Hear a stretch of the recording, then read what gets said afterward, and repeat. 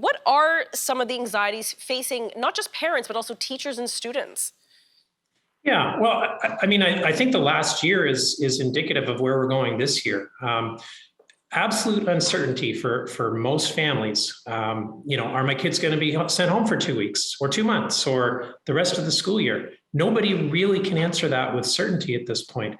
And that interferes with all sorts of things. That interferes with parents' careers. It interferes with family plans. It interferes with, of course, academic achievement as well. How are parents going to ensure their kids get a good school year in this year? That's hard to do with the public system at present, and with, as I say, with the uncertainty that exists at the moment. Well, you mentioned the public system. Are the private schools treated differently, Peter?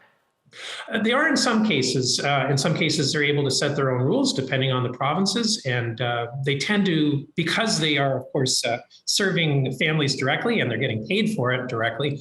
They tend to be a little more accountable. They tend to be a little bit more likely to respond to the needs of families and the students that they serve. So, yeah, I think private schools have charted a different course. And in talking to somebody who runs private schools in Ontario recently, I learned that they actually saw an increase in students this past year, and they expect to grow even more. So wow. Good news for private schools. Scott, we have 45 seconds before commercial. What are your sentiments on the anxieties as we head back to school this fall?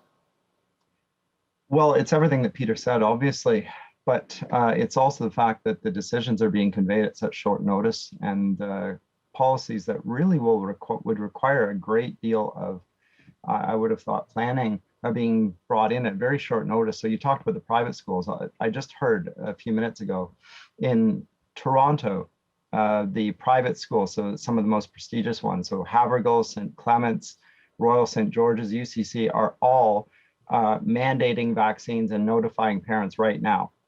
And we're talking about 10 days out from school time.